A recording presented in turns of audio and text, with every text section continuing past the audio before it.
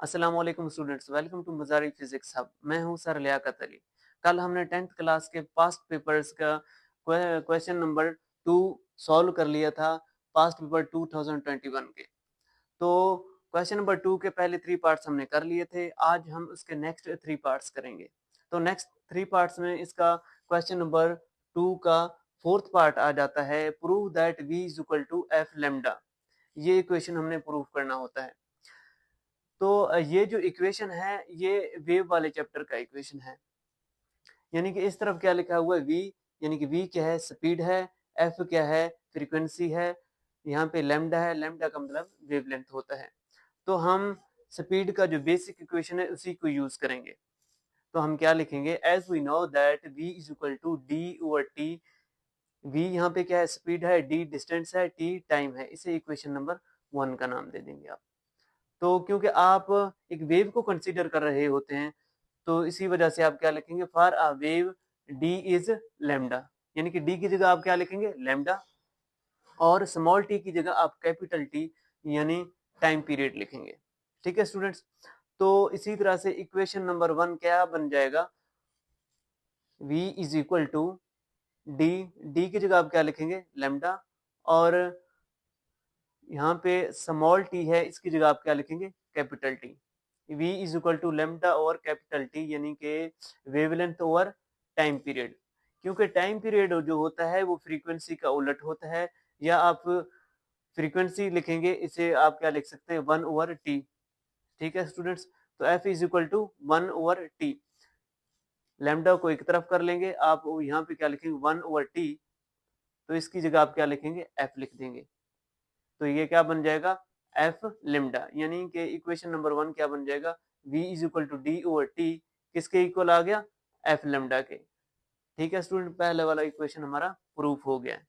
अब हम चलते हैं क्वेश्चन नंबर 2 की तरफ। What is meant by mirror formula.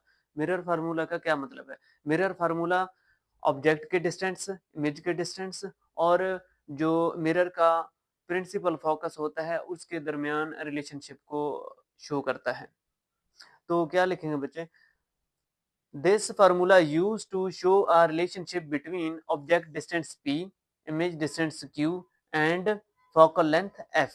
तो आप इसे क्या लिखेंगे, 1 over f is equal to 1 over p plus 1 over q। ये है मिरर फार्मूला। इसे आप लेंस फार्मूला भी कह सकते हैं, क्योंकि लेंस वाले पार्ट में भी यही फार्मूला इस्तेमाल होता है।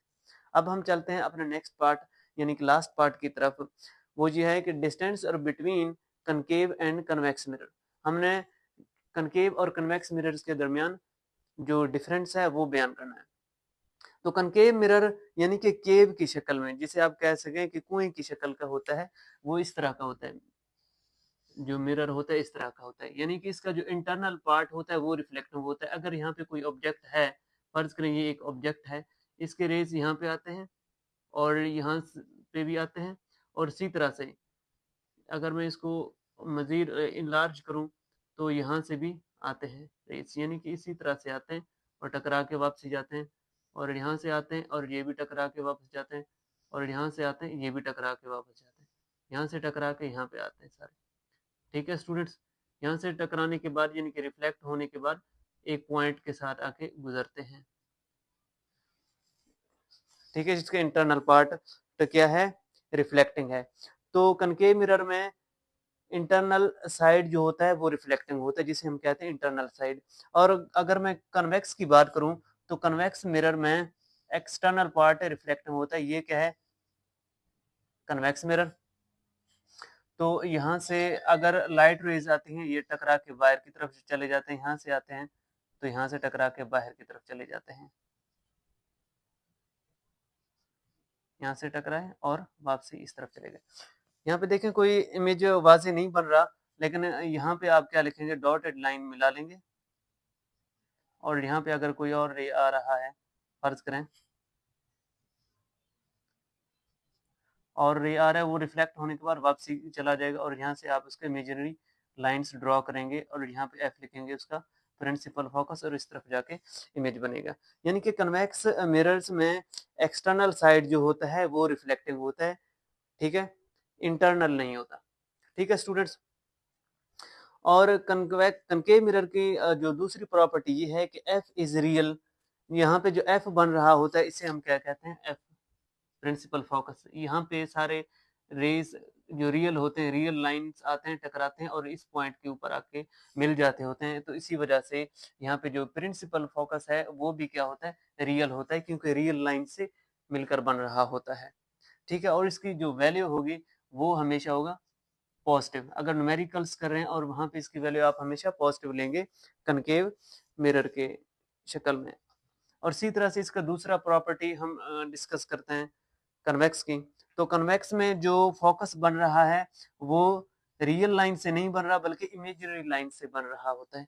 तो इसका जो फोकस होगा वो इमेजिनरी होगा और इसकी जो वैल्यू होगी वो हमेशा नेगेटिव लेंगे न्यूमेरिकल्स में। जहाँ पे न्यूमेरिकल्स में आ जाए अब नेगेटिव इसकी वैल्यू लेंगे। अब हम डिस्कस करते हैं कनकेव मिरर के जो थर्ड प्रॉपर्टी है उसके बारे में। Image is real.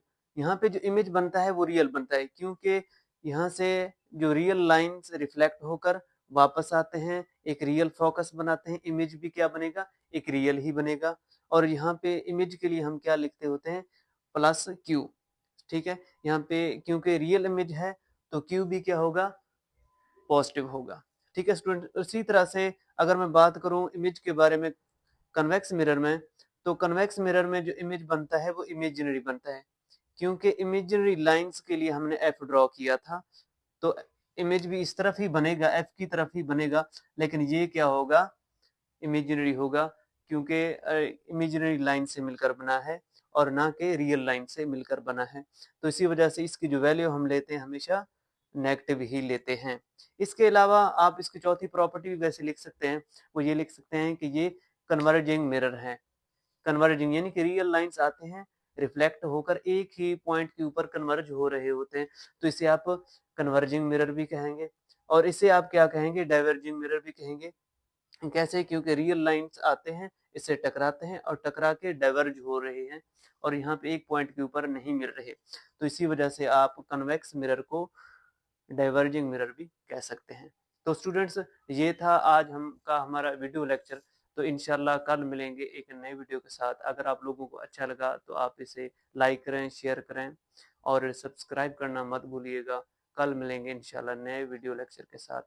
तब तक के लिए इजाज़त दें। अल्लाह हाफिज़।